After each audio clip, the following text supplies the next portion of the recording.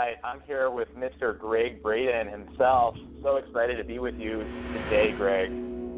Oh, I'm thrilled to be on the program today. I'm excited to have this conversation, and we are completely unscripted, so I'm going to follow your lead wherever you'd like to lead us today. Well, you know, I asked a lot of people who are very familiar with your work about some questions, and we're also going to be focusing in on your new book, Resilience from the Heart. Right, okay. Awesome. So you've been a pioneer in consciousness. You've been working with think tanks all around the world when it comes to evolving humanity forward, and I've been a big fan of your work for a really long time. And when it comes to introducing this new work, the Resilience of the Heart, can you tell us a little bit about what that's about? Well, sure. First, thank you for your support, and I want to say hello to all of our listeners this afternoon. I am speaking to you from the beautiful blue sky high deserts of northern New Mexico, our home fabulous. here. Yeah, it's an amazing part of the world. I've been traveling. I was just in Peru for 3 weeks and speaking at a conference in London on consciousness and human evolution. So we've just returned home, enjoying these blue skies. So the new book, Resilience from the Heart, it is, for me, it is a next step in everything that we have talked about in the past. And I'm just going to say something quickly here. I did an interview recently with someone that asked me a really unexpected question right at the beginning of the interview. And the question was, Gregg, why can't you stick with one topic? That was the question. They said, you know, you're writing about all kinds of things. You write about cycles of time and the earth and our ancient past and human evolution and human consciousness. He said, you know, why can't you stick with one topic like everybody else does? And I thought about his question for a moment, and my answer, I think, took him by surprise because I said, from my perspective, I have stayed with a single topic, and it's a big topic. It's about us. It's about us and our relationship to the world, our relationship to our bodies, our relationship to the past, our relationship to consciousness and what's possible in our lives. So in a very real sense, I have stayed precisely with a single topic that has many facets. And I knew that wasn't what he was expecting because we immediately went to a commercial break and he never asked me anything about it again. So this book falls under the umbrella of these many facets of our relationship to ourselves, our world, and our lives. And it's based primarily on a discovery, a new discovery in 1991, an unexpected discovery made by scientists who are typically dealing with the human heart.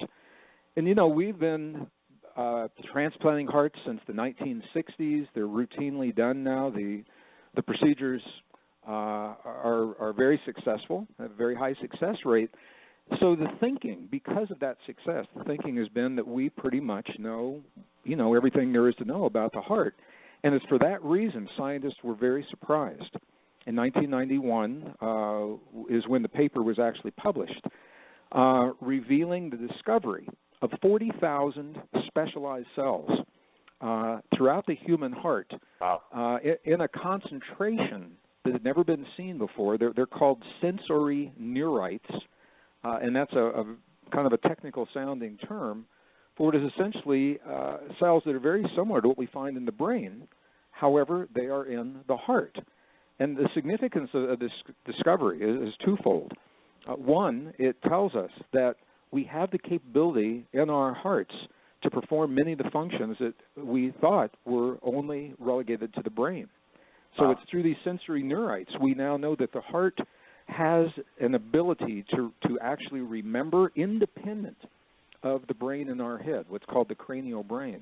So our heart has its own memory independent of the cranial brain. The heart can think, it can learn, it can remember on its own.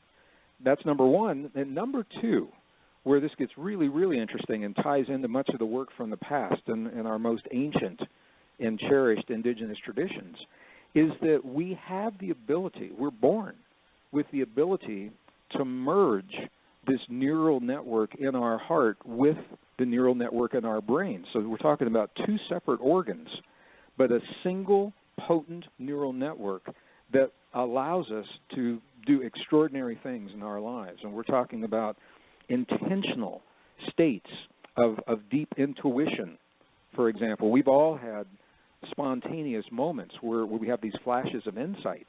They come and they go seemingly on their own.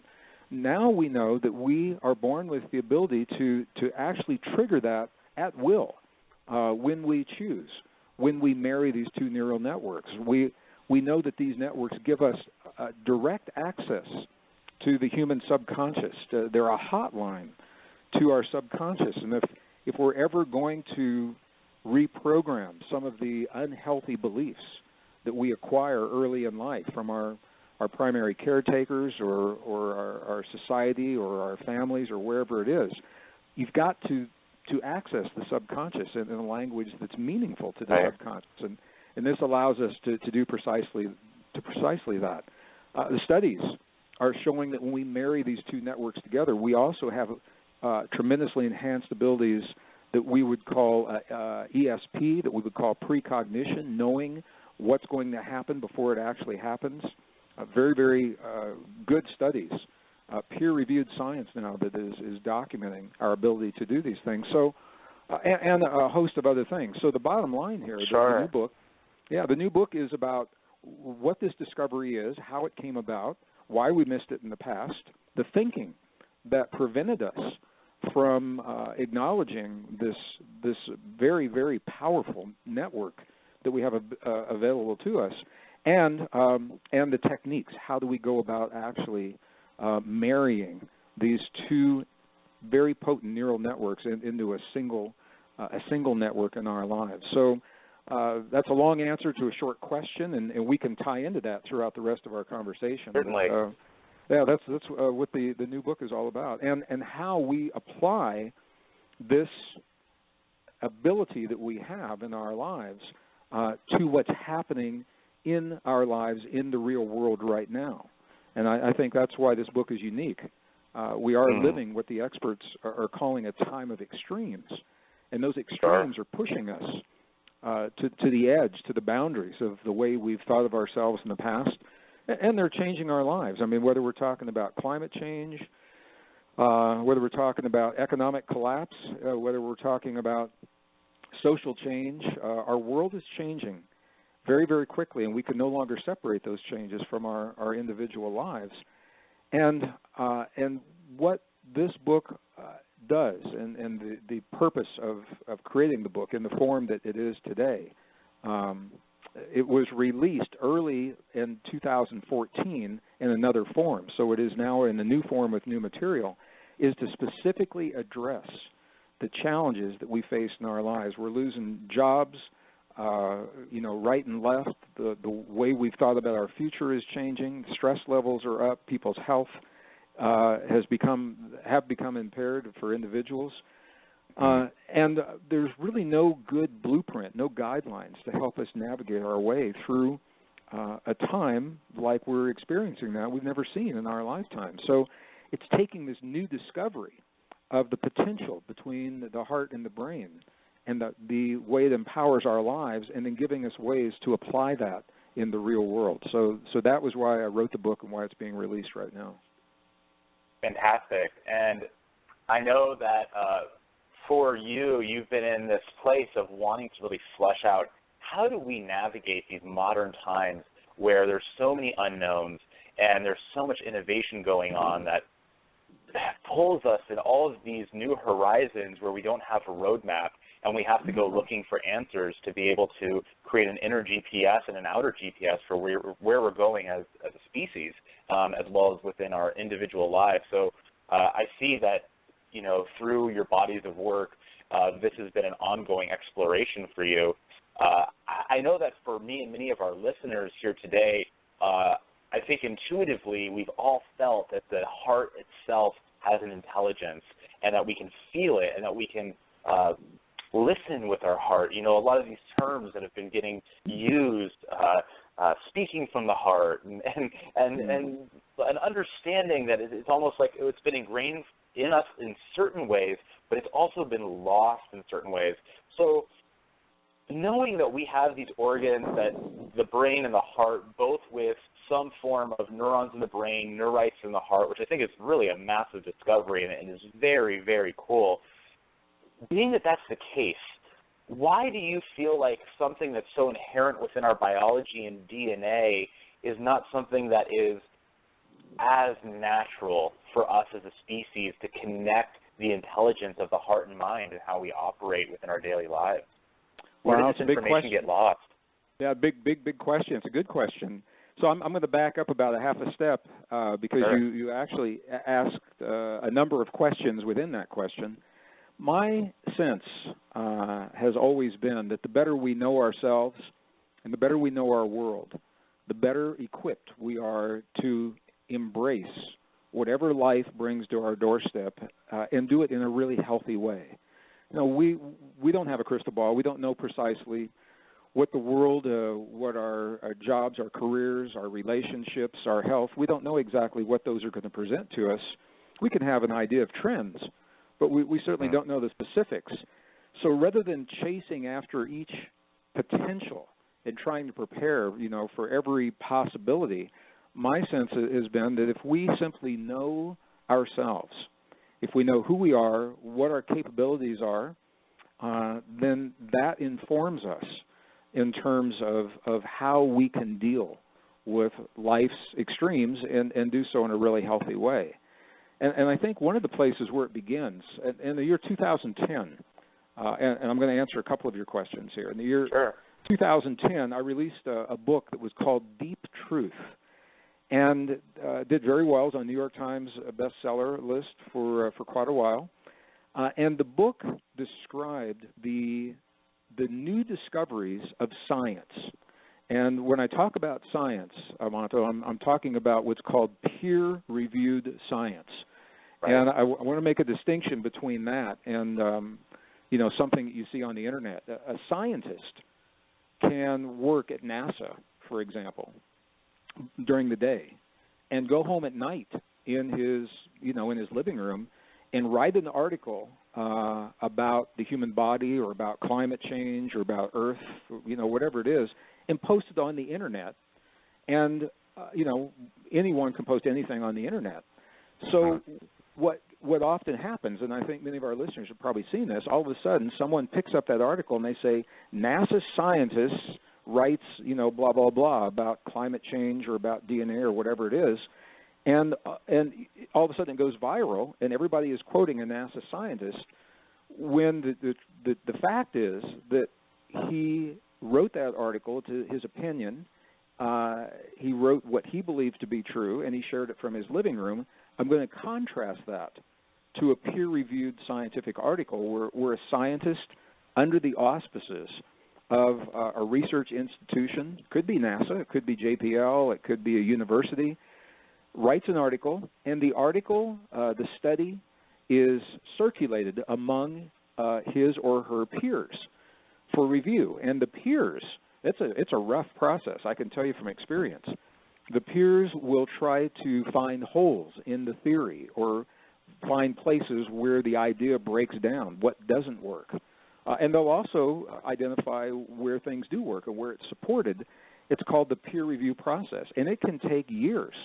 It can take 6, 7, 8 years for a paper to go through a peer-reviewed process. And the reason, you say, well, why would anybody go through something like that? The reason is because when it is complete and when all of the ideas and all of the questions have been satisfied, it is published in a peer-reviewed scientific journal, and it is accepted as peer-reviewed science. So you can see how that is different from someone who is a scientist, simply writing an article. So the reason I'm saying that, the book Deep Truth identified a number of discoveries, 6 discoveries, that are so new, they are yet to be carried. They have yet to be carried in mainstream media. Mainstream documentaries, mainstream textbooks are not carrying and talking about these discoveries on the one hand, and on the other hand, the discoveries change the way we've been led to think about ourselves and our relationship to our bodies and the world, and the way we solve our problems. So these discoveries are actually, I mentioned them in the new book as well. They are based in peer-reviewed science. So I'm just going to ask our listeners, if you can, in your mind, imagine a pyramid upside down. So the point is on the bottom, and the wide part, the broad part of the pyramid is on the top. And excuse me, from that, from the very bottom of the pyramid, if you can imagine 6 questions that move from the bottom to the top, and these are the 6 questions scientists call the perennial questions that help us to understand our relationship to the world. They answer the question, who am I, or who are we?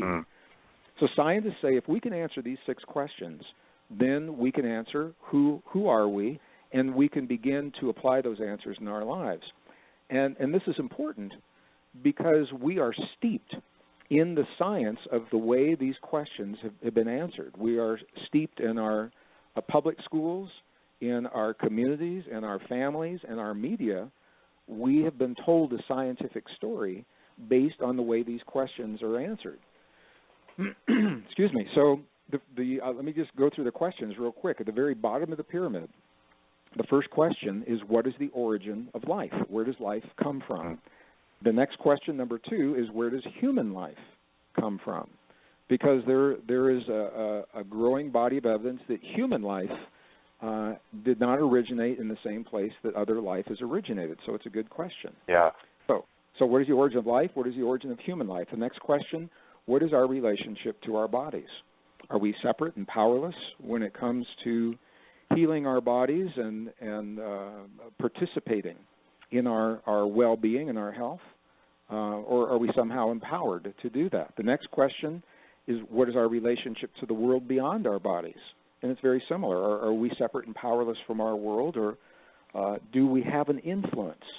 And I'm going to use that word really consciously. It's not about control or manipulation, but the question is, are we able to influence the world beyond our bodies in a meaningful way?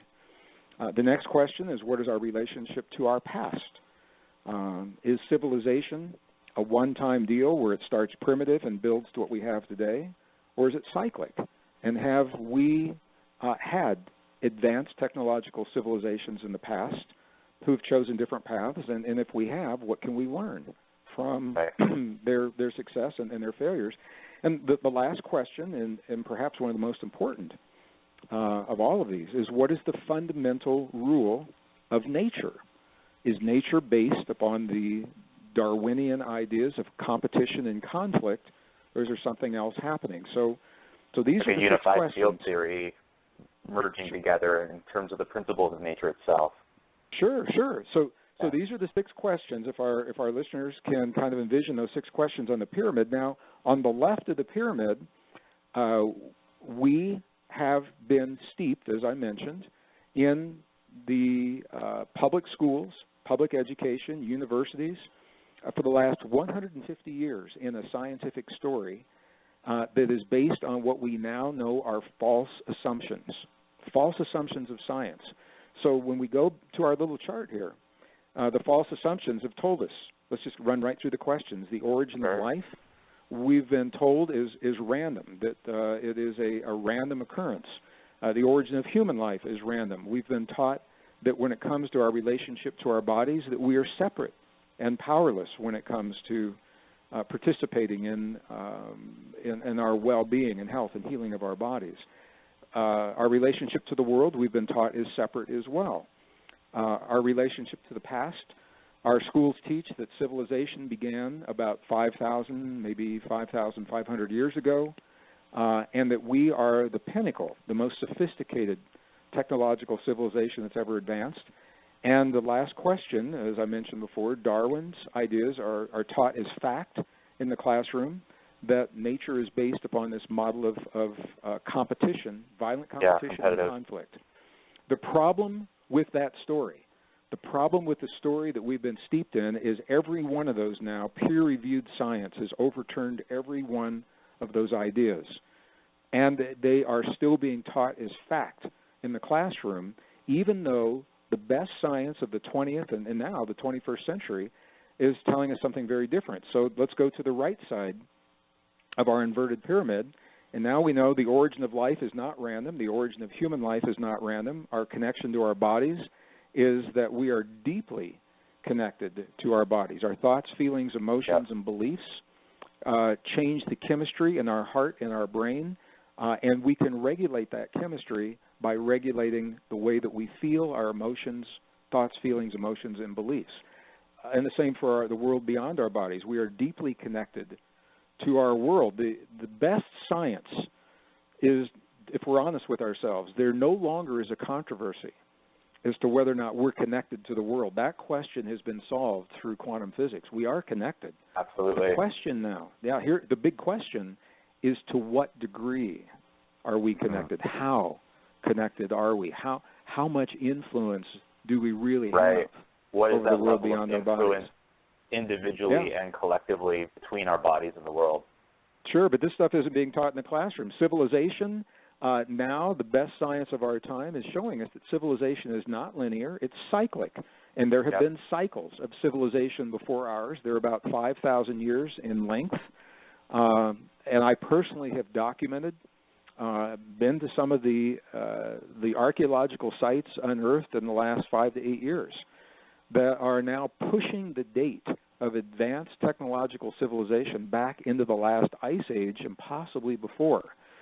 So we know that civilization is, it's cyclic. It's not linear. And then the last one, the big one here, the best science of our time is now telling us that nature is actually based in a model of what is called cooperation and mutual aid. The biological term is mutual aid. We all know that competition happens. You know, we're not lying to ourselves and saying that it doesn't happen. However, when we see violent competition in nature, it's in response to specific circumstances. It is not the general rule. And the more violence that you see in nature, it shows how far that population has strayed from the fundamental rule of nature, which is cooperation and mutual aid. Over 400 studies were conducted asking what is the optimum amount of competition in any situation, and all 400 studies came back and they said the optimum amount is zero. Competition is always detrimental, especially to the younger members of the population, that cooperation is the fundamental rule, and everyone benefits from cooperation. So I went through those very quickly. We can go back and flesh out any of those that you'd like to, but the bottom line, the bottom line is that our story is changing, and our story is changing from one of separation, competition, scarcity, and conflict to a story of connection, cooperation, and mutual aid, and the best science of our time is bearing that out. Although the old model is still being taught as fact in the classroom. And, you know, a lot of people ask me, Greg, why is that? Why isn't the new information being shared, even at the university level? Why aren't they sharing it? And it's a good question. And the answer, I think, is, well, I can tell you the answer quickly, and then I'll follow it up with a quick story. The answer is money, power, ego, and habit are the primary reasons. I have a friend of mine who's a university professor, and I was asking him some of the questions, you know, why aren't you teaching this stuff? And we were talking specifically about evolution, human evolution. And the first thing he said, Greg, do you know what it would mean to my career of 40 years? He says, 40 years. I've been teaching Darwin's theory of evolution. If I offer something that doesn't support that, what does that say about me as a teacher? So he perceived it. You know, it was a male friend of mine. He perceived it as somehow a black mark against his credentials as an educator. And what I said to him, I said, no. I said, this is a perfect example, a beautiful example of that you can share with your students of how science is made to be constantly updated with new information and how valuable science is. And I'm not saying throw all the old information out, but at least share the new discoveries with our young people and give them the opportunity to see the whole picture. I said, you could demonstrate how viable science is in our world today because it's always changing. And he said, the next thing he said, well, he said, do you know how expensive it would be, how much money it would cost to change all the textbooks? And I said, well, that's a real easy one. I said, because textbooks are going away. It's all digital, and you change it one place on the computer, and you've changed all your copies. So I haven't talked to my friend for a while. I think he wasn't happy with me about that. But this is where we are today. Yeah, and there's a real irony when the very people who are teaching evolution are so resistant to evolve. Well, and I think that's the story of our times. Well, there is, and I want to say just a couple of words about that. I'm a scientist. I'm a geologist, an earth scientist. My degree is in geology.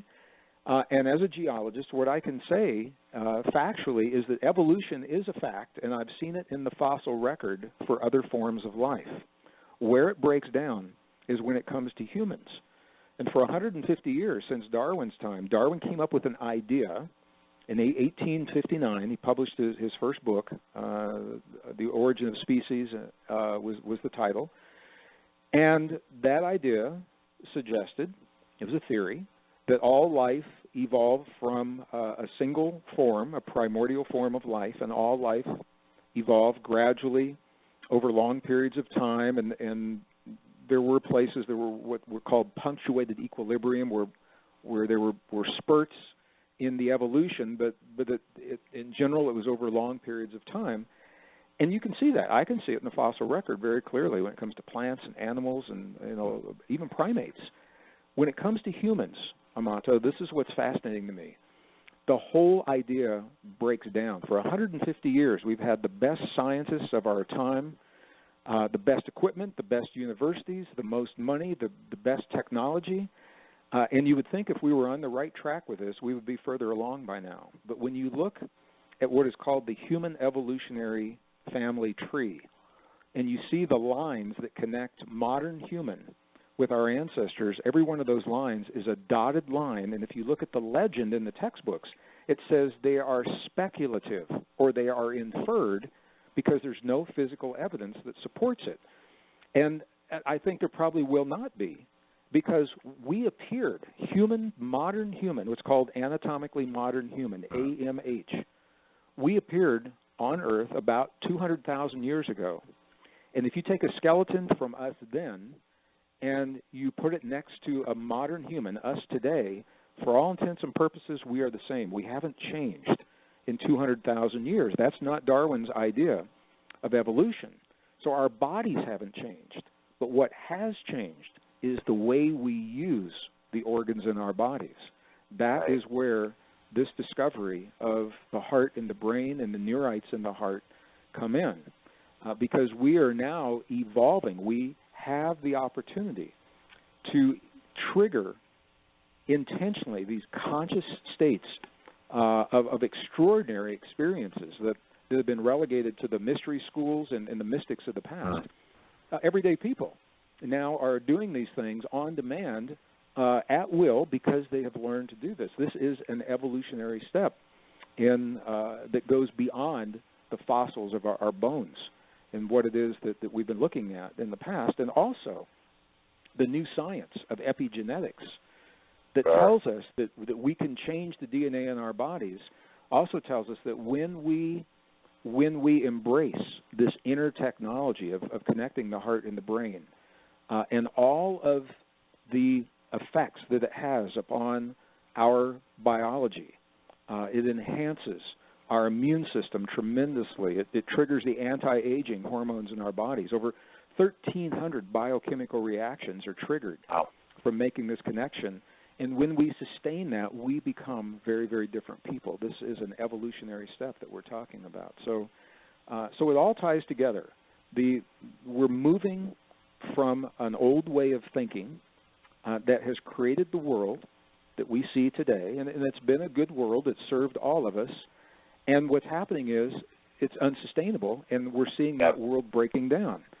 And I think for a lot of people that may not be aware that this is happening, it caught the one thing they did notice was the financial markets of the world within the last month, who are demonstrating these unsustainable principles. They're based on competition and conflict. Old ideas from Darwin that were put forth the end of the 1800s and the early 1900s when the world's economy was being put together.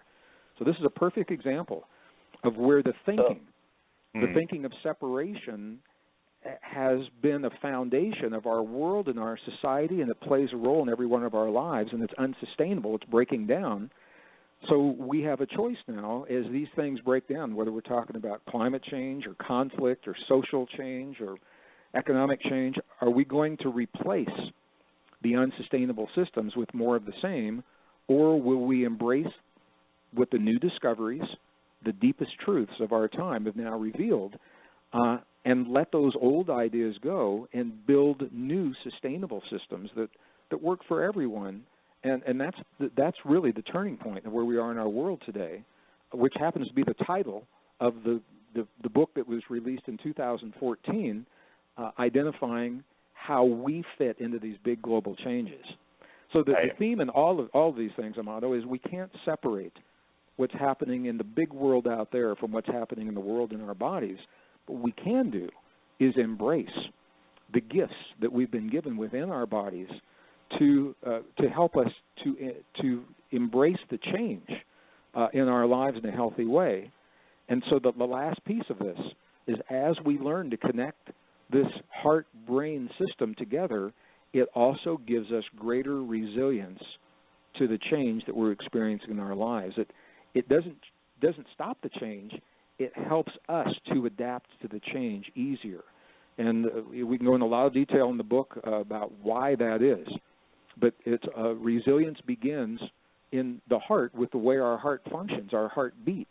And as we actually, and heart rate variability, is what it's called, and as we connect the heart-brain system, we positively influence our ability to embrace change in a healthy way through this resilience, and that brings everything full circle.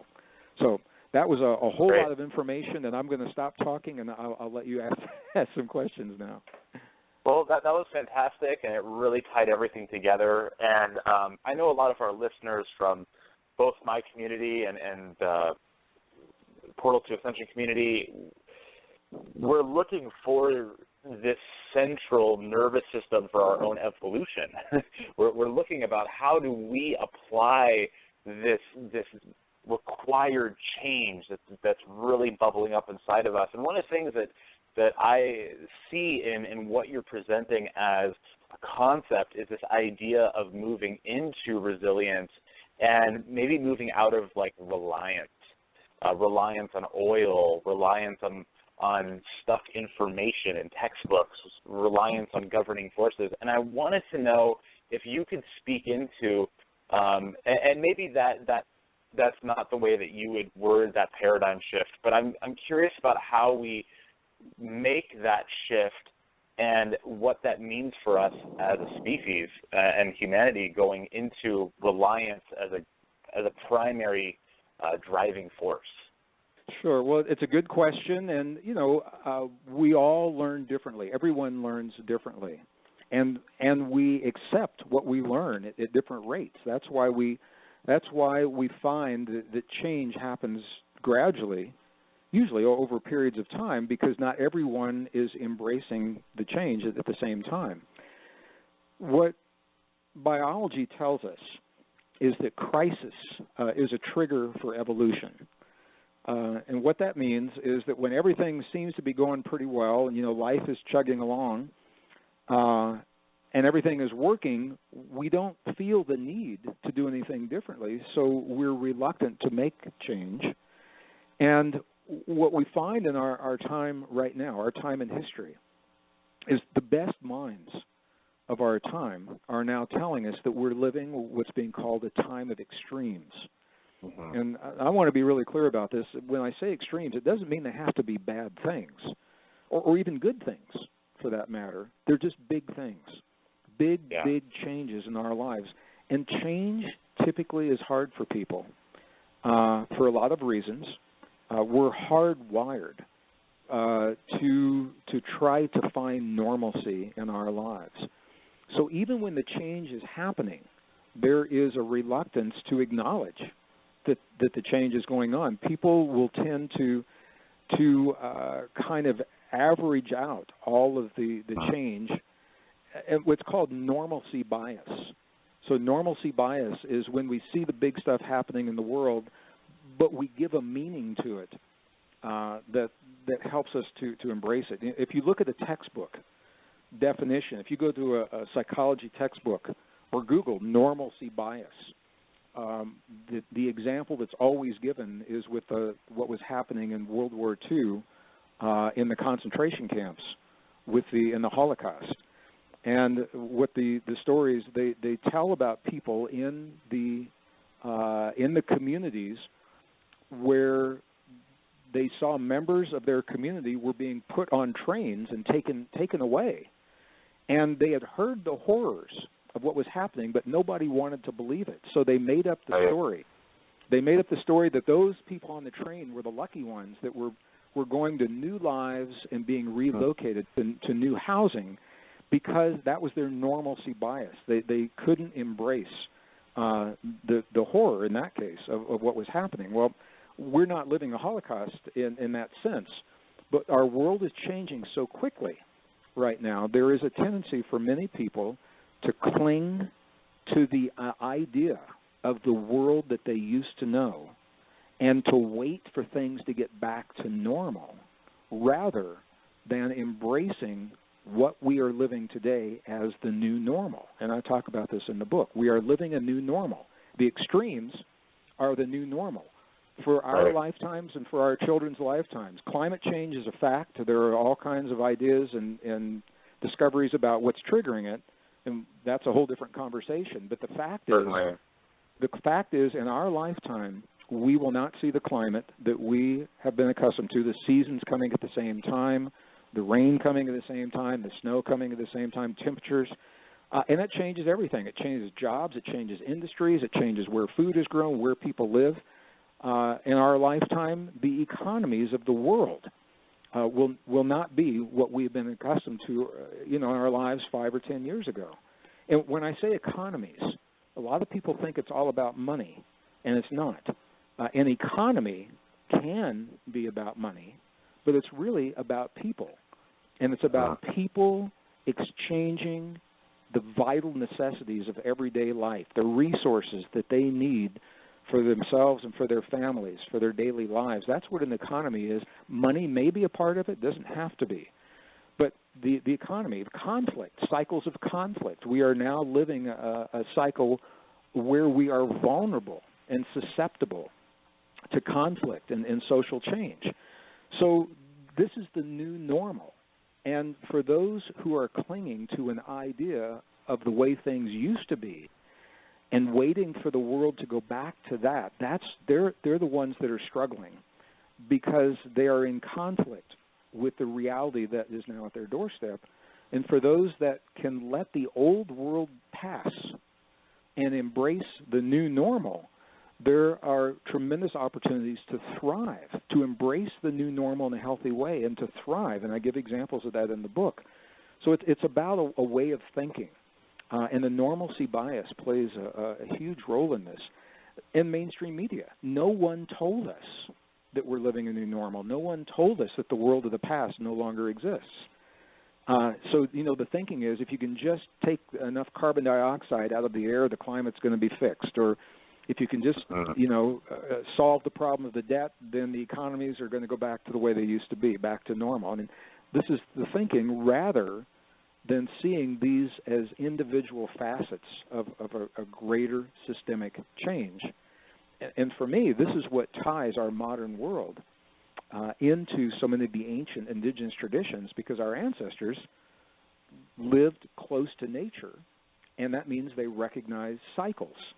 And those cycles include climate. Those cycles include the way humans respond to climate, conflict, competition, all of those things. So our ancestors have been telling us for 5,000 years that we could expect a big change in our lives right now, the late 20th and early 21st centuries. And that warning, in many instances, has been discounted, so people feel that they were caught off guard. They say, what in the world's going on? My mom is a perfect example. She says the world is coming apart at the seams. It's going to hell in a handbasket is the term she uses. And I know we've heard that term. I'm not sure even what it means when you think about the words. But the idea is that things seem to be falling apart for no apparent reason, and that is scary. However, when we step back, look at the big picture, and see that we are living a time of extremes, and the extremes are the result of cycles converging and a rare convergence in this little window of time, then I see our students do this all the time. They say, wow, it makes perfect sense, that we'd be going through these changes. So they let go of the fear and they say, okay, so what do we do? How do we embrace this change? And that's what you're asking. And, right, like what's the opportunity in the crisis that's present? Sure. Well, how do we rise from that? The answer is in the key that we shared early in this conversation. If we try to solve the problems and if we try to adapt our lives through the thinking of separation, conflict, and competition, that is what's no longer working. If we can apply the new discoveries of cooperation, mutual aid, and connection as we go about solving the problems, that changes everything. So I know that's a nebulous concept, and what I'd like to do is give a concrete example in a story. Can I do that? Yeah. Do we have time to do that? Absolutely. I mean, I think that what our listeners are really looking for is how they can apply this concept on the most personal level. Sure. Well, let me give you a beautiful example. I mentioned that my wife and I live in the high deserts in northern New Mexico. It is one of the least populated states in the United States, and it is really been hard hit. It's gotten the double whammy from both poor economy and climate change have affected people in this state. It's largely an agricultural state. People that have had ranches and farms in their family for 300 years, they're selling the farms because they will no longer sustain the crops. They're selling the livestock because they can't feed them. So it's been hit really hard. A good friend of ours has been a builder of beautiful, green, sustainable homes and communities for over 30 years here in northern New Mexico. And very successful. Had a crew of, 35, 40 people working for him. His name is Ken. And Ken had just accepted one of the largest projects of his career in building an entire community of these green homes. And the problem was it was the year 2008. Well, 2008 was an economic collapse, and it was also a collapse in housing. And he lost everything. There was no need for the houses because people couldn't afford them. The economy had just tanked. This was the mortgage debt crisis. Everything was happening. Ken lost everything. He couldn't support his family. He couldn't support his workers.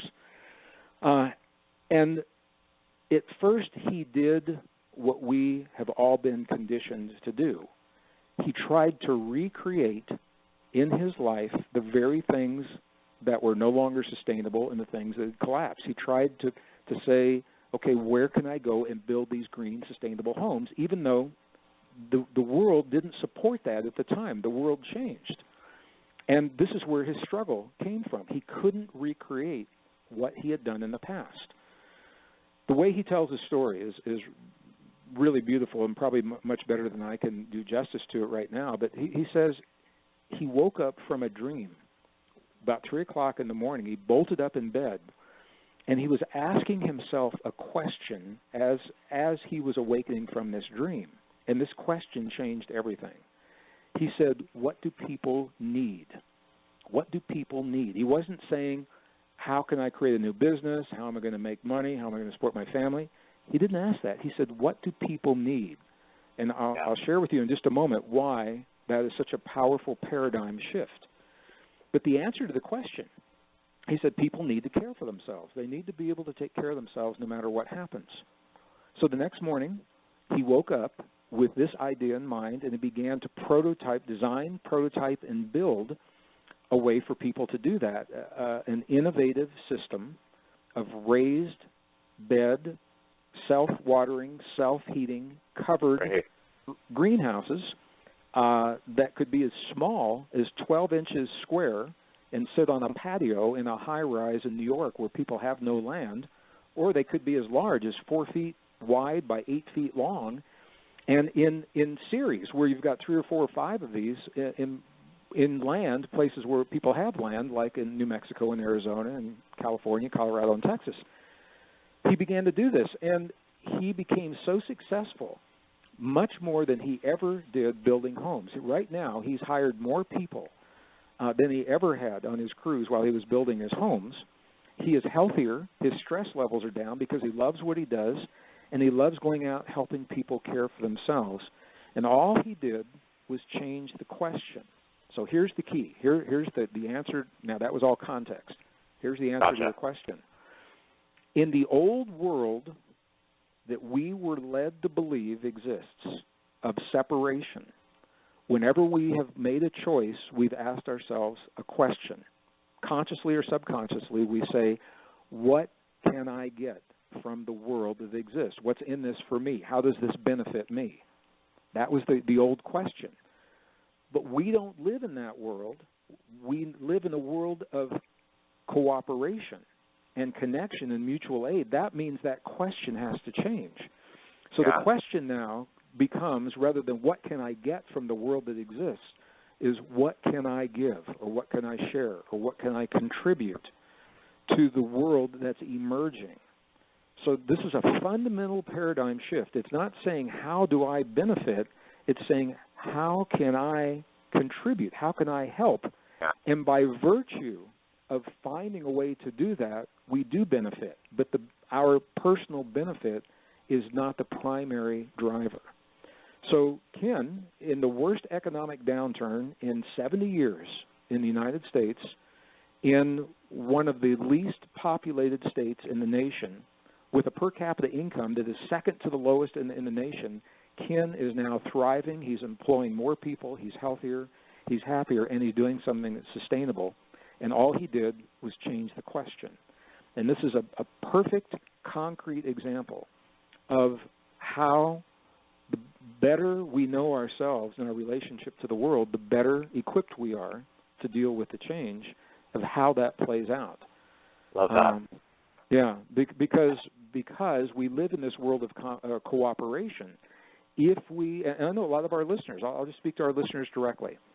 I know many of you are on the fence right now with jobs and careers. You are either wondering how long you're going to be able to keep the job that you have because the economy is changing, jobs are being outsourced, climate change is shifting the industry, or you have a solid job and you're not happy, and you're thinking about leaving and you're not sure what to do next. I'm going to invite you to think about what we have just said here and ask yourself the question. Allow yourself to shift that question from what can I get from the world that exists to what can I offer? How can I contribute? What can I share to the world that's emerging? And one of the keys here is often we have been locked into a way of thinking that says we can only do what we've been trained to do, what our degree or our certificate or our experience is in. Right. And I'm going to invite you to let that go, because every one of you that I'm speaking to has a passion in your life, something you've always done for fun, something that brings joy to your life, makes your heart sing. You can be tired at 10 o'clock at night, and you start doing this thing that you really enjoy, and all of a sudden you're wired and buzzed till 3 o'clock in the morning. It can be art, it can be creative, it can be music, it can be writing, all kinds of things. And that is what you can contribute to your community, because if it brings you passion in your life right now, that's the universe's way of tapping you on the shoulder and saying the world needs this from you, and only the way you can do it. And think of Ken's story. The whole story is in the book if you want more detail, but awesome. It's a perfect example. Well, thank you so much for that, and speaking directly to the heart of the listeners, because I know that so many of them are in their own big transitions. And I think that we're all facing these major turning points. And what I really love about what you shared about how our ability to know and have a deep relationship to ourselves directly correlates to our ability to answer that question about what can I contribute, because that is a key indicator. And I think what we're seeing now, and I'm curious about your perspective on this, Gregg, is I feel like we're seeing those who are resisting change and those who are asking that very question, coming from a place of resilience and even really coming from the heart and speaking to, showing up in their lives and saying, okay, what can I contribute? What can I give? How am I going to show up? And that's a major distinction. And it feels as though both sides are starting to merge, and it also feels as though both sides are being pulled further and further apart. And it makes the future a very interesting place. And of course, we can't answer what the future is going to look like completely. You know, that's a big unknown, especially as these changes are occurring in a really big way. So I've got a couple questions that I want to be able to hit on in this exact idea, also in reference to our relationship with technology. But I wanted to just hear you and have you speak into this idea about this element that it seems to be separating us greater, and how there are these overlaps where people who have been resisting change are starting to wake up to realize that things aren't going to go back to being the same, and that from here on out it's forever going to be different. Well, again, there are multiple questions in that question, Sure. and I think it's obvious, even to people that were reluctant to acknowledge something is happening. I think everybody knows something is up. The world that we knew even 5 years ago no longer exists. And I think it's fair to say for most people, we are living this time of extremes. The world is changing. Number one, it's changing in ways that we're not used to. So I'm not going to say it's right, wrong, good, or bad, but we're simply not used to the kind of change. We have no good models to help us to know how to deal with the change. How do you navigate through so much change? And I think it's fair to say for most people, the change is happening faster than we've been prepared to accept. So even, and this is fascinating to me, Amato, because I've had the opportunity, I've met presidents, I've met religious leaders, politicians, social leaders, educators, engineers, scientists, indigenous leaders throughout my lifetime all over the world. And every one of them has told me in their way they knew a time of change, tremendous change was coming, because the science points to it, the indigenous traditions have envisioned it, the religious traditions talk about it. They all knew it was coming. And the reason I'm saying this is because every one of them, down to the last man and woman that I've spoken with, they are blown away, absolutely blown away at how quickly the change is happening. No one imagined it would happen in such a compressed period of time. And I think that's the way change happens. When it's time, it's time. So even those that were reluctant to embrace the fact that there is a shift, they all know something is up right now. And the good news is that means that there's an opening for new ideas, because the old ideas and the old ways of thinking aren't working. And we're seeing this actually play out on the world stage between nations right now. And the questions are being asked, the decisions are being made in terms of what kind of world are we about to embrace? Globalized society, globalized governments, globalized economies, globalized trade, communications, defense, energy, all of these.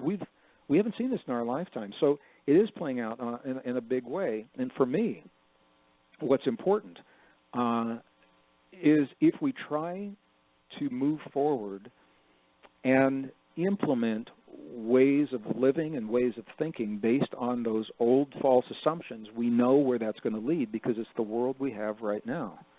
Right. So this is the opportunity. A dear friend, spiritual brother and colleague of mine I've worked with for over 20 years, his name is Dr. Bruce Lipton. Have you interviewed him? Bruce. Biology of Belief is his book. Have you had him on this program by any chance? I don't know if he's been on a Portal to Ascension presentation before, but we're big fans of Bruce, and I've gotten to do some live work and workshops with Bruce. He's a phenomenal speaker and teacher. He and I have traveled the world. We've toured together for many, many years. The reason I'm saying that is he and I were both invited to do a presentation at the United Nations in New York in October of last year regarding precisely what you've asked me, what we're talking about right now. Right. The UN has to think ahead. And in the year 2000, they created the millennial goals through the year 2015. That's this year. And so in 2014, they said, what can we expect the world to look like for the next 15 years so that we can prepare and plan and find out where to allocate, resources and people and money and projects and things like that. And what we shared with them from our perspective is essentially what I'm saying to you and your listeners right now, is that we are living this pivotal, rare, precious, pivotal moment of change, the convergence of cycles of change in a very brief period of time. So the cycles of climate, the cycles of economy, and the cycles of social change all converging right now. And that's a recipe to birth something brand new. Will we embrace the deepest truths that we have asked science to share with us and implement those truths in the world moving forward, or will we discount those discoveries, refuse to accept them in our lives, and attempt to build the solutions for where we are right now based on the false assumptions of the past? I don't know the answer to that. We're choosing right now, and it begins in our personal lives as well as collectively. So you were asking about consciousness and this collective shift. It begins with every one of us. All we can do, and I would never attempt to convince or persuade anyone of anything. All we can do is share what we know. What do we know to be true? And what we know to be true is peer-reviewed science. That's why that inverted pyramid is so important. We live in a world of cooperation and mutual aid. That's the fundamental rule of nature. And we are deeply connected to ourselves and that world. And when we really think about what that means, it changes the way we solve our problems. And that's why I felt it was important to share that in the books as I have, and it's actually the beginning of this new book as well. So because everyone learns differently, we will each adopt in our lives what those discoveries mean. What does it mean to be connected to your body? What does it mean to be connected to your world? What does it mean to live in a world that is fundamentally based in cooperation? And as we begin embracing that, one of the opportunities we have right now, unfortunately, we have an entire generation of young people who have grown up knowing only conflict and war. And war in the media has been made really glamorous. I mean, I'm mesmerized. I mean, some of the high-tech training films, for the military and things like that, it looks very, very glamorous.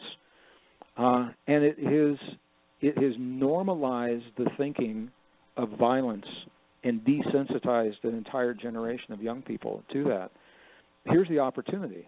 What would it mean to create a generation of young people who embrace from a very early age the deepest truths of their existence, that they're deeply connected to their bodies, they're deeply connected to one another, they're deeply connected to the earth, and they live in a world of cooperation where nature likes them, and they don't have to defend themselves against the world every moment and be vigilant every moment of their lives. Right. What would that generation look like, and what would the world look like?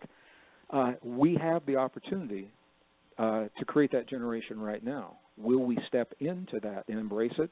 I don't know the answer to that. It's being determined right now by the teachers and the educators who now, they know. They come to our programs, they've seen the films, and it's not just me, other people are talking about this as well. Yeah. They know what these deep truths are. Will they be allowed to share them with their young people in any way? And it's not just America. This is the world. I just came back from UK. We spent a lot of time in South America and Australia, throughout Asia, and educators are struggling with these questions right now. So that's where we are, and I think that's where we're going to have to leave our program today. Awesome. I have one final question for you, which is, with everything that you shared and that you have in mind, do you consider yourself to be an optimist? I am. I write this in every book and every talk. I'm tremendously optimistic. I've never been more optimistic about our nation, about all nations, about the world, and the reason is because now we know what doesn't work, and we know what does work. We can stop doing the things that no longer apply in our lives and really embrace the things that do work. And it's rare that we have the opportunity where the change of the world creates the need for a change in thinking on the magnitude, at the magnitude and on the level that we're looking at right now. So I've never been more optimistic. I'm also a realist, and I'm under no illusion when it comes to acknowledging that it's going to take a lot of work, and it's happening on the shoulders of a single generation, and that's rare. Usually these changes are spread across, multiple generations. This generation, we learned to live and think, and we mastered a world that worked for us up until a point in our lives, and it's like all of a sudden someone has pulled the rug out from under what we believe to be true, and we're being asked to embrace a new world that's not quite here yet. And we're living in both of those worlds, and we're being asked to do it without the fear of getting lost in the unknown. And I am realistic about what that means in our lives. It means we have to do personal work as well as the work in our communities and our families. And I think that's where all of this really comes together in a really powerful way. So that was another long answer to your short question. I fully agree, and I'm right there with you, and I know our listeners are too, as they step into their heart resilience and how they respond to these global changes and these major shifts. Gregg, I want to thank you so much for your time and your generosity with sharing your knowledge, your information, and your inspiring wisdom today. I think that this has really bred a lot of hope within all of those who listen to respond to the shift that is going on in such a major way with a whole new perspective and asking about what can they contribute to make this an entirely new reality coming from the heart of cooperation itself. So thank you so much for sharing your wisdom. Blessings to you and your book tour, and thank you to all of our listeners for tuning in today and being present on this amazing interview. You're so very welcome. Thank you for being such a gracious host, and I'm doing another interview right this minute. So okay, well, jump off and get on it, Gregg. Okay. Take good care. Thank you. You too.